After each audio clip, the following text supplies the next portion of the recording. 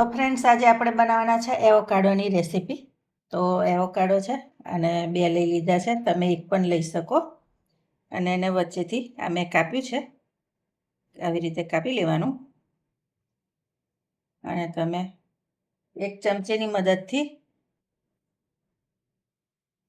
તો જો તમે આવું કરશો ને એટલે આખો પલ્પ એનો નીકળી જશે.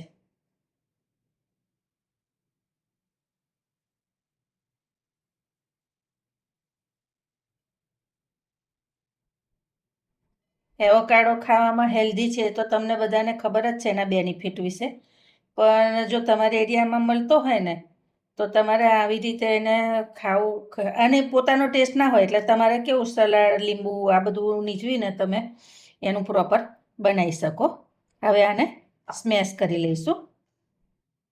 તો જો ફ્રોગની મદદથી આવી રીતે એને સ્મેશ કરી લેવાનું.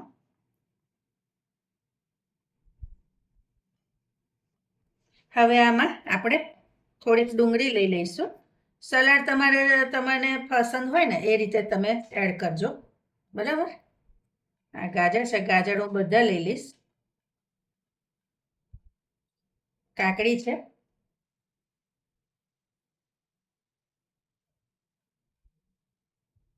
થોડીક ડુંગળી હજી નાખીશ, આટલું રવા દઈશું. હવે આ બધું તમારે આવી રીતે મિક્સ કરી લેવાનું.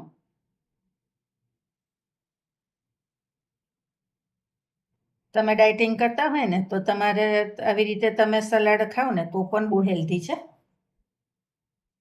હવે આમાં ચાટ મસાલો એડ કરવાનો. સંચર પાવડર છે, મીઠું છે,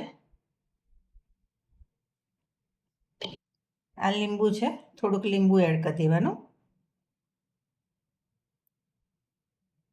તમારે એડ કરવો હોય તો કરવાનું, ના કરો તો પણ ચાલે. પણ આ ખાટો મીઠો ટેસ્ટ આપવા નાખવાનું.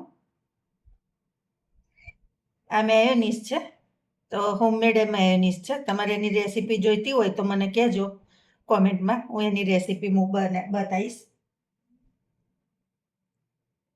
ઘરે બનાવવું બહુ ઇઝી છે અને હેલ્ધી પણ છે. તો તમને રેસીપી જોઈતી હોય તો કોમેન્ટ બોક્સમાં ચોક્કસથી કહેજો. હવે તમારે આ ટાઈમે તમારા સલાડને સહેજ ચાખી લેવાનું, ટેસ્ટ કરી લેવાનું કેવું લાગે છે. કંઈ વધઘટ કરવું હોય તો કરાય. આમાં તમારે લીલું મરચું તીખું એડ કરવું હોય તોય કરાય, અને લાલ કરવું હોય તો પણ કરાય. હવે આવા બિસ્કિટ લીધા છે, તમે કોઈ બી ટાઈપના બિસ્કિટ લઈ શકો. હવે આપણે આવી રીતે બધા પર ચીઝની સ્લાઇસ મૂકી દેવાની. હવે આવી રીતે એના પર આપણે થોડુંક થોડુંક સલાડ મૂકી દેવાનું. સલાડ તમે વધઘટ કરી શકો. હવે આની પર થોડીક સેવ એડ કરી દેવાની. તમારે હેલ્ધી રીતે ખાવી હોય તો સેવ નહીં એડ કરવાની. બાળકો માટે બનાવતા હોય, બાળકોને હેલ્ધી ગમતું ખવડાવવું હોય તો સેવ ના એડ કરતા. બાકી ચટોપટું ખાવું હોય તો આવી રીતે તમે સેવ એડ કરીને બાળકોને પણ આપી શકો. તો તમે કોઈ વાર આવી રીતે બનાવ્યું છે ચોક્કસથી કહેજો.